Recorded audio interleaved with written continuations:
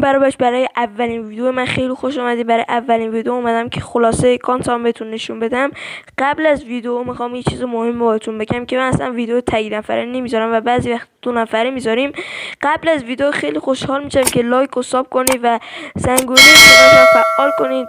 با این کار خیلی به من انرژی میده و میتونیم بیشتر ویدیو براتون بذارم. و الان ساعت 4:30 قشنگ و دیگه نمیدونم که ویدیو براتون لود بشه و داخل یوتیوب پخش بشه و حتما لایک و ساب کنید. بریم که اول قسمت گانا رو بهتون نشون بدم. گالری گاناش هستش، انفور لول 4 و این گانه دیگه اسم نمیبرم دیگه، خودتون نگاه کنید که این مال گردونه است، این مال گردونه است، این مال گردونه، این که مال وایت. خب دوستان بریم یخاشم ببینید. اینجا هم MP40 خرگوشو داره. یخاشم ایناست. من تونتون فقط رد میکنم دوستان. به صورت خلاصه من دارم اکانتو بهتون نشون میدم. من یه اکانت دیگه هم دارم که اونا حتما بهتون نشون میدم توی ویدیوهای دیگه. 3 تا بالا، 3 تا ست کامل داره و 310 تا هم ست بالاتنه داره. و دوستان 3 تاش اینا، ست وایت، ست الیت، دوباره الیت، بویاپس و گردونه است.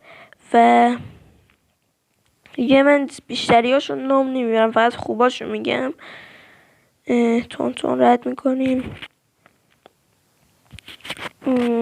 بریم شلوار بارکودی هستش، شلوار الیت، شلوار قلبی، شلوار اسکایلر و شلوار الیت، شلوار بویاپس، شلوار گردونه هستش. ست BTS، آره ست BTS بود. بعد دیگه کفشارم بهتون نشون میدم، ایناست.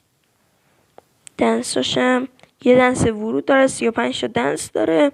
دنس ساحلی، دنس پول، دنس رونالدوی که دنس قلب، دنس خدافزی، دنس کبرا، دنس پشتک، آره فکر کنم بود. بعد دیگه دنساش ایناست، ورودش هم اینه. بعد دیگه بریم که کیفاشم ایناست که من اینو از این دوتا خیلی خوشم میاد. اینم داره. پروفایل اکانت ایناست.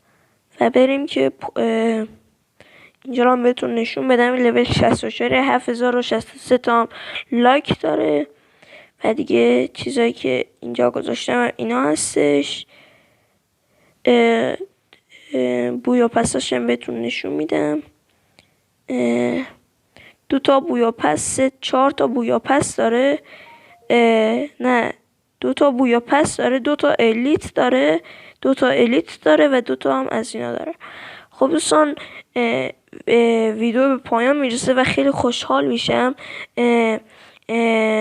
این ویدیو رو لایکش کنید چون با این کارتون خیلی به من انرژی میدید. خدا حافظ، بدرود تا ویدیو بعدی.